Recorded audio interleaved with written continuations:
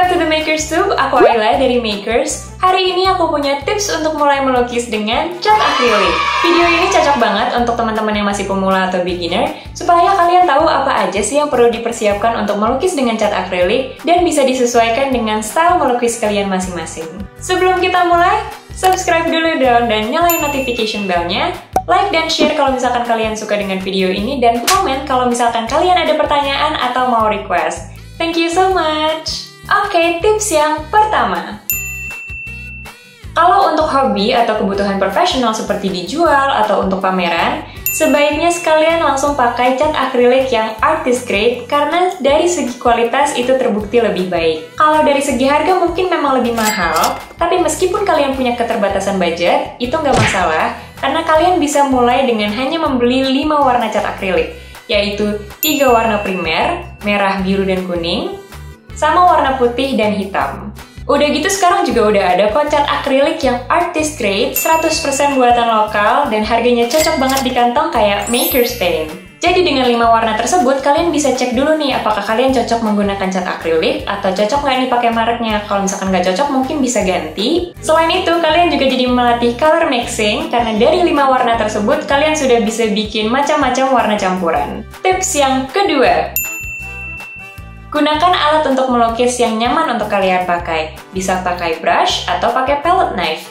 Atau mungkin pakai dua-duanya. Kalau pakai palette knife itu lebih cocok untuk teknik impasto. Kalau brush itu ada banyak banget pilihannya. Kalian bisa pakai yang bulunya halus atau bristle brush yang kasar. Jadi ini kembali lagi ke preferensi kalian. Kalian lebih suka yang hasilnya halus atau yang kelihatan guratannya seperti kalau pakai bristle brush. Bulu kuas juga ada yang dibikin dari natural hair, ada yang synthetic hair. Untuk cat akrilik, tips dari aku sebaiknya kalian pakai yang synthetic hair.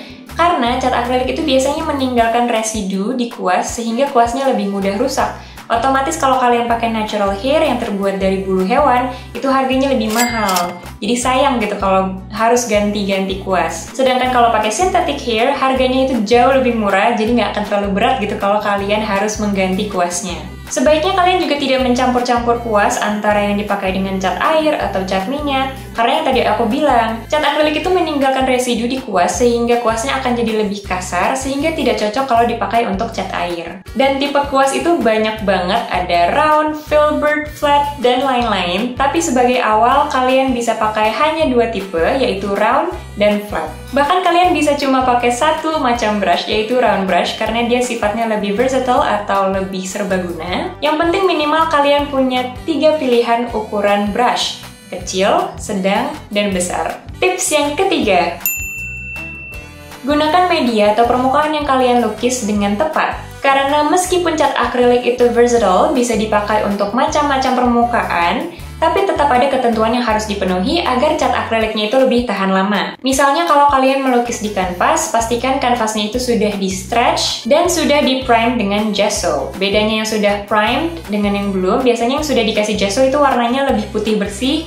Kalau yang belum, itu warnanya masih warna natural canvas, yaitu warna putih gading. Kalau di kertas, gunakan kertas dengan ketebalan minimal 300 GSM, seperti kertas untuk watercolor, atau kalian bisa juga pakai kertas untuk cat akrilik yang ketebalannya 400 GSM. Untuk media lainnya, masing-masing punya preparation-nya, jadi pastikan kalian cek dulu apakah mungkin perlu diamplas, atau mungkin cat akriliknya perlu dicampur dengan akrilik medium tertentu supaya bisa digunakan di media tersebut. Tips yang keempat.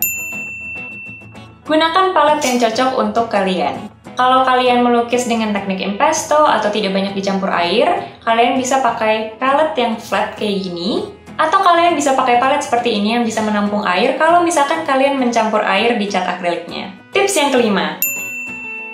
Sediakan 2 gelas air. Gelas yang pertama itu untuk mencuci brushnya. Gelas yang kedua adalah untuk menambahkan sedikit air ke cat akrilik supaya lebih mudah digunakan. Yang penting airnya bersih supaya tidak mengubah warna catnya. Tips yang keenam. Sediakan kain untuk mengeringkan brush yang tadi kalian cuci. Bisa pakai kain belacu atau katun kayak gini, yang penting ini menjadi pilihan yang lebih environmental friendly atau sustainable dibandingkan kalau kalian mengeringkan pakai tisu. Nah, dengan 6 tips tersebut kalian udah bisa mulai melukis, tapi aku punya bonus tips. Tips yang ketujuh. Buatlah color swatch dan color wheel untuk memudahkan kalian. Cat akrilik itu dari warna ke warna memiliki sifatnya masing-masing.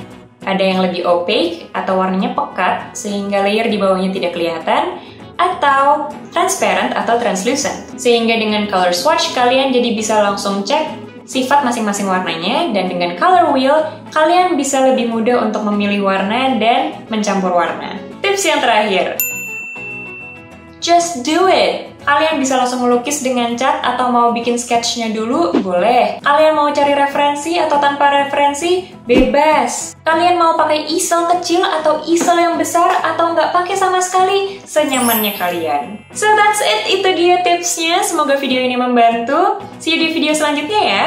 Thanks for watching. Make art with makers, where artists brew.